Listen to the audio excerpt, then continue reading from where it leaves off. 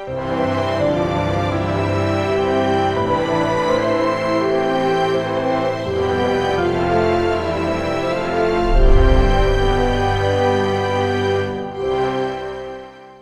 오늘 두 번째 메시지 주제는 오늘도 내가 내 자신을, 우리가 우리 자신을 너무 왜곡하여 바라보고 있지 않는가. 우린 정도가 차이가 있을 뿐 사람들은 누구나 다 망상, delusion에 사로잡혀 있다는 거예요. 다 망상 환자들이에요. 망상. 그 망상이 적극적일 때 과대망상이라고 하는 거고, 그 망상이 소극적일 때 피해망상이라고 하는 거예요. 실제 자신의 모습을 그 이상으로 생각하거나 혹은 그 이하로 취급해버리는 것, 이것이 바로 망상인데, 오늘도 우리는 영적인 과대망상 내지는 영적인 피해망상 환자들이 아닌가라는 거예요. 성경의 말씀과 진리를 진리 그대로 인정하지 못하고 진리가 아닌 말씀이, 또 말씀이 아닌 거짓을 믿게 되는 것, 이것이 바로 오늘 우리 망상의 결과물, 후유증들이라는 거예요. 그래서 우리를 어떻게 해요? 피해망상, 하나님 형상의 존귀한 존재들인데도 불구하고 우리를 우연히 단백질이, 아미노산이 만들어진 무생물에서 그 미생물이 만들어지고 미생물이 진화된 원숭이의 후손이라고 스스로를 여러분 낮춰 취급하는 이런 피해망상에 빠지거나, 혹은 천하 만물을 내가 스스로 지배할 수 있다고 착각하는 허접한 과학의 진보로 하나님 흉내를 내고 있는 인간들 얼마나 많아요. 여러분, 망상은 결국 거짓을 진리로 둔감시키는 악한 힘이 있어요. 그래서 진리를 진리 그대로 대하고 받아들이려면 망상의 안경을 벗는 일, 즉 자신의 실체를 인정하는 성찰과 회개가 먼저 선행되어야 할 줄 믿습니다. 이 같은 망상은 복음의 진리를 대하는 사람들의 태도에서 고스란히 나타나요. 자, 그래서 이 망상의 안경을 꺾고 다 끼고 있어요, 인간들은. 그래서 복음을 전해보면 두 가지 반응이 나타나는데, 야, 예수 믿고 천국 가자면 난 예수 믿을 필요, 야, 나처럼만 살아봐. 자신이 선하고 의롭다고 확신하며 나 자신을 믿노라, 나는 옳다 자신하며 교만하든가. 복음을 전할 때 두 가지 반응이에요. 또 하나는 반대로 굉장히 짓눌리고 주눅들어 나 같은 것이 교회에 나갈 수 있겠냐며 시선조차 회피하는 피해망상 환자든가. 복음을 전하면 이 두 가지 반응이 반드시 나타나요. 또 그래서 오늘 우리처럼 전도되어 복음을 듣고 교회 안에 나와서 신앙생활을 하고 있다고 그 망상이 다 멈추는 것도 아니래요. 실은 교회 안에서, 신앙 안에서도 그 망상은 계속 이어지고, 우리가 하나님의 진리를 진리로 바라보지 못하게 하고 제대로 된 신앙생활, 즉 하나님과의 건강하고 신실한 관계를 깨트려버리는 주범이 되고 있는 것이 바로 이 망상, 이 더러운 우리의 망상, 허상이라는 거예요. 오늘 여러분, 교회 나왔다고 그 망상이 다 벗겨졌어요? 교회 다니고 있고 신앙생활 하면서도 여전히 나는 둘 중에 과대망상, 교만해져서 내가 뭔가 하나님처럼 다 알고 다 판단하고 다 이해하는 것처럼 결국 허접하게 그 이성은 뭐야? 나한테 유익이 되고 내 감정적으로 필요가 채워지면 다 좋고 선하고 자비한 것 같은데, 내 감정이 뒤틀리고 내가 좀 유익이 없고 나한테 손해만 있으면 모든 걸 다 깨버릴 수 있는 그 동물과 다름없는 그 이성 가지고 모든 세상, 모든 인간, 모든 삶의 모든 걸 판단하고 모든 것을 다 결정 내리고 모든 것을 다 아는 것, 재판관처럼 하나님 놀이하고 있는 교회 안에서 얼마나 정말 천박하고 얼마나 무서운 일이에요. 또한 교회 나와서도 맨날 주눅 들어서 나 같은 것이 뭐 하나님의 은혜를 입을 자격이 없다, 툭 하면 도망치고 툭 하면 잠수 타고 툭 하면 우울증 같은 이런 영적인 그 기질에 모든 거 내려놓고 다 깨트려버리고 이렇게 살아가는, 이게 바로 아직도 하나님 형상을 되찾지 못한, 자기 자신을 자기 자신 진리대로 하나님 말씀대로 바라보지 못하는, 망상의 안경을 벗지 못한 그런 신앙의 잘못된 결과 열매들이 얼마나 교회 안에서 많이 나타나는지 몰라요. 여러분, 그럼 망상을 퇴치시켜줘야 되잖아요. 자, 진단을 했으면 처방이 내려져야 돼. 그럼 여러분, 이 망상 퇴치의 처방전, 저는 약사예요. 하나님의 복음의 약사로서 제가 처방하는 약은, 세상은 한약과 양약이 있지만 저는 신약과 구약, 이 약으로 여러분 그 망상 환자들을 고쳐줘야 될 거 아니에요. 자, 과대망상, 교만한 것들, 따단. 이사야서 64장 8절 읽겠습니다. 자, 교만하고 내 과대망상에 빠져 내가 뭔가 다 알고 다 신실하고 난 다 의롭고 그 누구를 충분히 판단해도 된다고 정죄해도 된다고 생각하는 이들이 있습니까? 오늘 이 약 잘 드시길 바랍니다. 식후 2번씩 꼭 아침 저녁으로 챙겨 먹어서 제발 좀 정신 차리고 돌아왔으면 좋겠어요. 근데 안타까운 건 자기가 환자인지도 몰라요. 교만은요, 침묵의 암살처럼 이 혈압 혹은 이 뇌경색처럼 이 폐 환자처럼, 폐암처럼 심각하게 죽을 때가 돼야 알아요. 뭔가 산산종하고 박살나고 끝이 나야 그때서야 내가 교만했구나.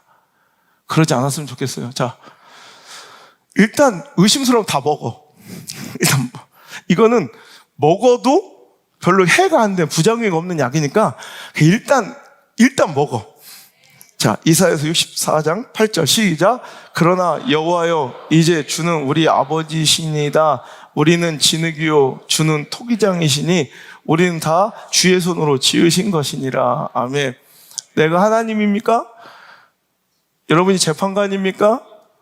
내가 모두 스스로 판단하며 다 알며 그것을 징벌하고 판단할 권리가 있습니까? 이것만 인정해도 돼요. 너무 스스로를 믿는 거야. 넌 이래서 그래. 넌 이럴 거야. 넌 이게 문제야. 여러분, 저는 목회자잖아요. 이것만 하고 살잖아요. 이거에만 집중하잖아요. 그런데도 정말 20년을 해도 모르겠어요, 또. 그래서 어떤 한 사람에게 어떤 방향을 제시하고 어떤 문제에 대해 상담해서 기도를 해도 또 조심스럽고 두려워서 또 기도하고 또 기도하고 또 기도해서 조금만 더 기도해보고 얘기합시다. 이렇게 얘기하는데 참 무식한 게 용감하다고 참 누군가를 참 진단하고 판단하기 되게 좋아하는 성향들이 있어요. 되게 무서운 거예요. 좀 비성경적이지만 그분의 하신 말씀들이 참 맞을 때가 좀 있어요. 네가 모르는 뭔가가 있어. 무당들이 한 얘기인데 저는 그냥 오늘 말씀 새겼으면 좋겠어요. 나는 하나님이 아니다. 여호와여, 이제 주는 우리 아버지십니다. 우리는 진흙입니다. 당신이 토기장이시니 나를 진흙 같은 나를 빚어서 오늘 그냥 이렇게 그릇처럼 만드셨습니다. 믿으십니까? 내가 대단한 게 아니에요, 서로가. 그죠? 그래서 제가 늘 얘기하죠. 신앙생활 잘하려면 자기 자신을 믿지 마십시오. 하나님만 믿으십시오. 자기의 의를, 자기의 선택을 너무 신뢰하지 마십시오. 저도 정말 실망스럽고 후회스럽고 내가 너무 모자랐고 꼴보기 싫을 때가 너무 많아. 이것만 하고 사는 사람인데도. 여러분들은 신앙에 얼마나 비중을 두고 살아가세요? 일상에, 여러분 사업에, 돈 버는데, 인간관계 하는데, 사람 관계 유지하는데 한 100을 쓰시면 여러분 하나님과 이 시간에 얼마나 애를 쓰시고 물질 쓰시고 시간 쓰세요?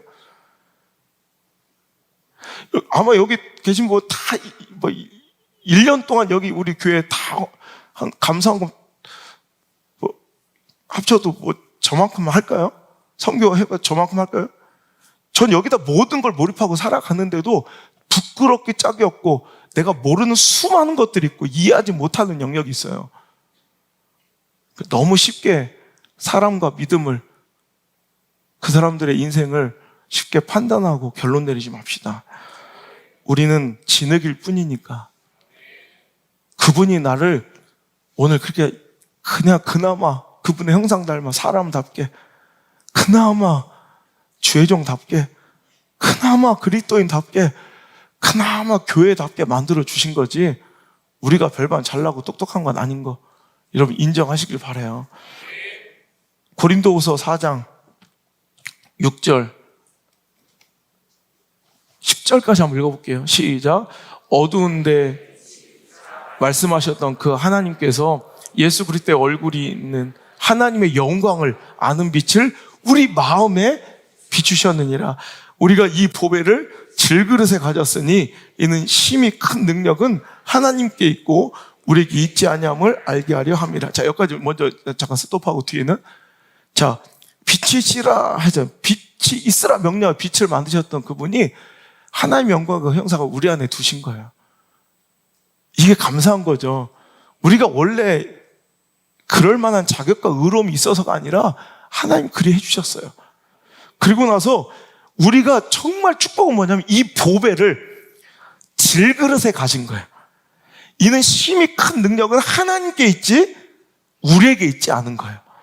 우리는 보배를 담은 질그릇, 형편없는 질그릇이지만 보석을 담았기에 우리를 사람들이 뭐라고 불러주냐? 보석함이라 불러주는 거예요. 우리가 진짜 보석을 담을 만한 그런 우리가 존귀한 이 그릇 자체가 대단한 보석이 아니 가치 있는 것이 아니라 우린 질그릇인데 이 안에 보석을 담아줬더니 사람들이 우리를 보석함이라 하나님 우리를 의롭다 하신 거예요. 우리는 의로운 자들이 아니에요. 우린 의로운 행동과 열심으로 이 자리에 있는 게 아니에요. 그분이 그렇게 해주셔서 결과적으로 자 이어서 읽어볼게요. 8절 시작.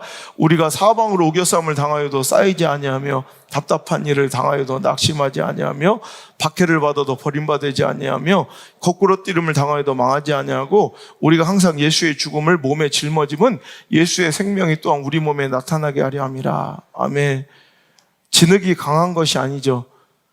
질그릇이 대단해서 깨지지 않고 건재함이 아니죠. 그것은 모두 하나님께서 우리를 통해 그를 알리시고 그 영광을 보이시고 예수의 생명을 전하게 하기 위해서 우리를 우겨싸움 당해도 곤란함을 당해도 망할 일을 당해도 거꾸로 뜨림을 당해도 박해를 당해도 우리를 붙드시고 안으시고 품으시고 또 용납하시고 수용하고 포용하고 막아주시고 받아주시고 대신 고난당하시고 대신 그 박해와 핍박을 받으심으로 우리를 오늘처럼 강건케 하셨고 우리 믿음을 견고케 하셨고 우리를 아름답게 만들어 주셨다는 말입니다. 그러니까 오늘 우리가 과대망상의 안경을 끼고 우리가 스스로 하나님인 양, 재판관인 양 착각하며 살았던 우리의 신앙과 또 우리의 믿음과 우리의 사역과 또 성도 다른 지체를 대하는 우리의 태도들이 있었다면 올 시간 모두 다 회개하며 이 신구약의 멋진 처방전을 받아 꼭 복용하시길 바랍니다. 두 번째로 자신을 가치없이 보며 피해망상에 사로잡힌 자들에게도 또 약을 드릴게요. 창세기 1장 27절 오늘 우리의 본문처럼 하나님이 자기 형상고 하나님의 형상대로 사람을 창조하시되 남자와 여자를 창조하셨다. 여러분 우리는 하나님의 형상이에요. 벌품없고 보잘것없고 내 자신이 어떤 때는 저는요 어떤 때 거울 속에 비친 저를 보면 너무 내 자신이 꼴 보기 싫을 때가 있어요. 제가 가끔씩 막 갑자기 금식 들어가고 그러면 물론 어떤 문제나 어려움이 있어서 그분들 대신해서 기도해 드리는 것도 있지만 실은 내 자신을 위해 금식하는 게 더 많아요. 어떤 때는 거울 속에 비친 제 모습이 너무 초라하고 형편없고 하나님의 형상과 너무 동떨어져서 그냥 꼴 보기가 싫어요, 내 자신이. 그래서 스스로 묻는 거예요. 야, 안 웃어. 네가 목사냐? 야, 너 같은 게 목사냐? 이렇게 스스로 자문하며 가슴 아파 숨죽여 울며 금식하는 거예요. 여러분 어떤 때는 정말 이렇게 도망치고 싶고 그냥 내려놓고 싶을 만큼 나는 자격 없어 보여요. 근데 알아요. 그래도 나는 하나님의 형상인 거예요. 그래도 여러분 하나님의 형상인 거예요. 저 자신도 그렇지만 어떤 때는 누군가를 볼 때 그럴 때가 있죠. 그런데도 그분은 하나님의 형상인 거예요. 내가 해야 할 일은 또 포용하고 수용하는 거예요. 여러분 스스로도 스스로를 포용하고 수용했으면 좋겠어요. 나는 하나님의 형상이다. 저 얘기죠. 어떤 때 죽고 싶고 도망치고 싶잖아요. 근데 여러분 이건 마귀가 주는 생각이에요. 당신은 그거 다 내려놓고 싶은 거 때려치고 싶은 거 아니에요. 당신 도망치고 싶은 거 아니에요. 당신은 자살하고 싶은 거 아니에요. 당신 죽고 싶은 게 아니라 이렇게 살고 싶지 않은 거예요. 당신은 사역을 때려치고 싶은 게 아니에요. 이렇게 사역하고 싶지 않은 거예요. 당신 살기 싫은 게 아니에요. 이렇게 살기 싫은 거예요. 여러분, 그러니 오늘 포기하고 끊어버리고 여러분 낙심하고 절망하는 것이 하나님의 형상이 아니라 오늘도 그러니 우린 다시 회복하고 아름답게 오늘도 몸부림쳐서 그 삶을 회복하려고, 그 형상을 회복하려고 노력하는 것이 오늘 여러분 중요할 줄 믿습니다. 그 하나님의 형상을 회복하면 되는 거예요. 에베소서 2장 10절에도 제가 즐겨 말씀하는 구절이 시작. 우리는 그가 만드신 바라 그리스도 예수 안에서 선한 일을 위하여 지으심을 받은 자니 이 일은 하나님이 전에 예비하사 우리로 그 가운데서 행하게 하려 하심이니라. 아멘. 우리는 그가 만드신 바라, 만드신 바 포이에마라고 이제 헬라어로 포이에마, 포엠, 시라는 영어 단어와 그 근원이 같은, 어근이 같은. 그러니까 뭐예요? 또 다른 영어 성경에서는 You are masterpiece라, masterpiece. 작품이다, 명작이다라는 표현도 나와요. 그럼 멋있지 않아요? 당신은 걸작품이에요. 우리 하나님의 형상, 우리 하나님의 거룩성은요, 특별한 뭐냐면 되게 창조적이세요. 스스로 계신 자율성도 우리에게 있는 것은 하나님 원래 스스로 계신 분이니까. 그리고 하나님 되게 창조적인 분이세요. 그러니 오늘 보세요. 내가 기가 막힌 거예요. 오늘 여기 앉아 계신 분이 이렇게 많아도 하나도 똑같은 분이 없어요. 이게 너무 다채롭고, 이게 누가 못났다고 누가 잘났다고 기준할 수 있겠어요? 여러분, 그냥 길거리에 버려져 있는 쓰레기는 발로 차도 돼요. 길거리에 돌아다니는 연탄은 발로 차도 돼요. 누군 뭐 차지 말라고 그러는데 차도 돼요. 그런데 여러분, 그것이 뮤지엄에, 박물관에, 미술관에 있는 연탄자를 절대 차면 안 돼요. 돌 하나도 그냥 차버리면 안 돼. 왜? 뮤지엄 안에 있는 건 작품이니까. 여러분, 생선가시는 당연히 쓰레기에 보여요. 음식물 쓰레기 버려야 돼요. 그죠? 근데 여러분, 뮤지엄 안에 있으면 생선가시도 버리면 안 돼. 어떤 작가는 보니까 생선가시로만 작품 활동하는 사람이 있더라고. 그게 작품이에요. 이쑤시개도 버리면 안 돼. 어떤 분이 이쑤시개로만 작품하더라고. 길거리에 버려진 거라면 그건 쓰레기지만, 여러분, 작품이라면 생선가시도 이쑤시개도 연탄재도 함부로 발로 차거나 버려서 안 돼요. 오늘 우린 작품이에요. 여러분, 길거리에서 보면 이게 하나님의 형상 상관없는 길거리에 버려진 쓰레기라면 발로 차고 짓밟고 뭐 무시하고 판단하고 정죄도 되겠지만, 하나님이 교회 안에 모아두시고 오늘 여러분 내 자녀 내 백성이라 하시면 우리 모두가 다 일일이 작품이에요. 일일이 다 작품. 그러니까 함부로 내가 기준으로 쓰레기라 말할 수 없는 거예요. 여러분, 오늘 내가 스스로 작품임을 잊어버리고 살진 않았습니까? 우리 스스로 이제 내 자신을 바라보는 망상의 안경을 벗으시길 바랍니다. 서로를 바라보는 잘못된 편견의 시선도 이제 다 내려놓으셔야 합니다. 그리고 이제 다짐하고 결단하며 도전하셔야 합니다. 이제 내가 누군지 알았으니, 이제 우리가 어떤 존재인지 알았으니 이제 어떻게 살아야 하겠다는 선한 양심에 기인한 아주 자발적이고 거룩하고 가장 위대한 도전을 이제 시작하셔야 한다는 말입니다. 하나님의 형상이 나타나며 그분의 창조의 섭리와 은혜의 목적대로 사용되기를 주의 이름으로 축원합니다.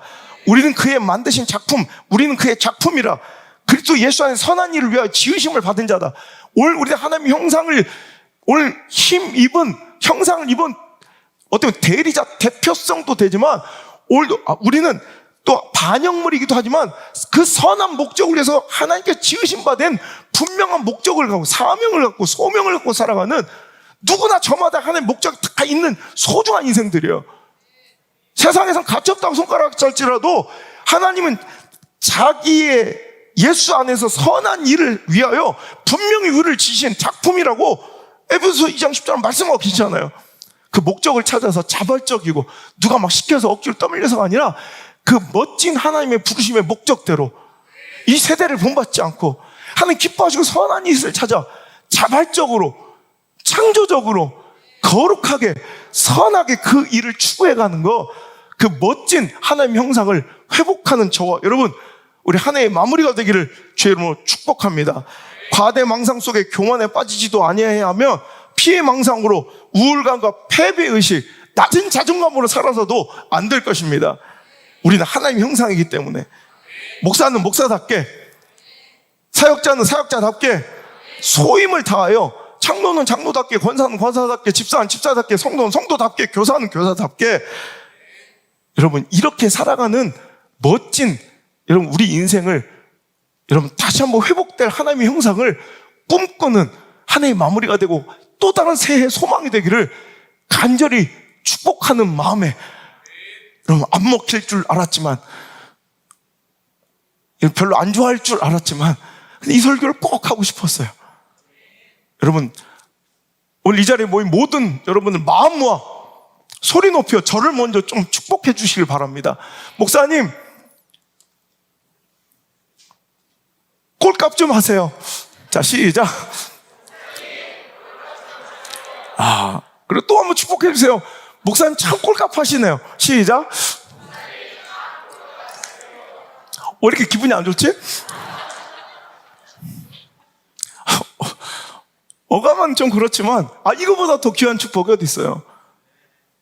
하나님 형상, 그 꼴값을 하고 사는 목사. 그게 제 꿈이에요. 저도 가만히 있을 수 없잖아요. 여러분, 축복할게요. 꼴값 좀 하세요. 여러분 참 꼴값하고 있습니다. 여러분, 한 해가 저물며 또 나이가 한 살 더해지고 많아질 것이며, 우리 신앙의 연주는 원하지 않아도 또 신앙의 연수는 또 한 번 늘어가요. 난 몇 년째 신앙인이다. 부끄럽죠. 우리 인생, 우리 신앙에 나이값을 하고 있는가? 우리 인생과 신앙에 나이 것보다 더 중요한 꼴값하고 살아가야 진정 가치 있고 품격 있고 성공한 인생일 것입니다. 그 성공한 인생의 주인공이 바로 당신이길 주님의 이름으로 축복합니다. 저는 우리 교회가 너무 자랑스럽고 우리 성도들이 너무 자랑스러워요. 너무 감사해요. 그것은 우리 교회 구성원들이 월등한 권세와 권력과 명예와 지식과 부가 있어서도 아니고 세상 속에서 화려하고 잘 나가서도 아니에요. 그저 각자의 자신의 삶 중에서 하나님 모습을 잘 그려내며 하나님의 형상대로 잘 살아가고 계심이 너무 대견하고 아름다운 거예요.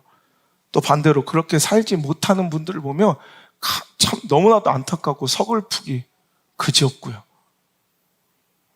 왜 저분이 저렇게 살지? 왜 저렇게밖에 못 살지? 왜 저렇게밖에 사역하지 못하지? 여러분, 자랑스러운 우리 교회, 자랑스러운 우리 성도들, 한 해가 새로 시작돼도 더 그 형상이 녹익어지고 아름답게 꾸며지며 새로워지길 간절히 바랍니다. 그 기능과 그 목적을 상실할 때 굉장히 비참하고 힘들어지는 거예요. 오늘도 여러분 아침에 오신, 제가 여러분 따뜻하게 맞이하려고 1층부터 그냥 2시간, 3시간 전부터 딱 난방기를 막 돌려놨단 말이에요. 여러분이 딱 오기 시작할 때 갑자기 전기가 다 떨어져가지고 난방기가 다 멈췄어요. 저는 계속 추운 목양실에서 혼자 있으면서 성도들 걱정이 됐어요. 오늘 그렇지 않아도 설교도 어려운데 큰일 났다. 이게 하나님 뜻인가? 설교가 어려워도 졸지도 못하게 추워서 얼어 죽을까, 저체온증으로 죽어버리는 게 과연 하나님 뜻입니까? 근데 그러니까 전기가 떨어져 버리니까 난방기는 그냥 박스야, 박스. 아무 역할을 감당하지 못하는. 그때 이제 엄은석 집사님이 급하게 오셔서 막 살려내셨어요. 그대로 극적으로 다시 따뜻한 기운이 도니까 저 난방기가 너무 소중한 통로와 기구가 되더라고요. 우리 인생을 비춰보면 그런 것 같아요. 하나님이 이거 하라고 목적하셔서 아름답게 창조해 주셨는데 하나님과의 관계가 끊어져 하나님 형상을 잃어버리고 그 기능을 다하지 못할 때 저건 그냥 박스에 불과하지만 그 기능을 상실한 목적 없고 가치 없는 인생이 아니라 오늘 하나님의 형상을 회복해서 다시 하나님을 드러내고 알리고 그려내며 또 하나님의 목적대로 이 세상을 아름답고 조화롭고 질서 있고 평화롭게 샬롬 잘 유지해가고 만들어가는 그런 아름다운 하나님의 형상으로, 작은 예수의 형상으로 오늘도 우리가 살아가길 주의 이름으로 축복합니다.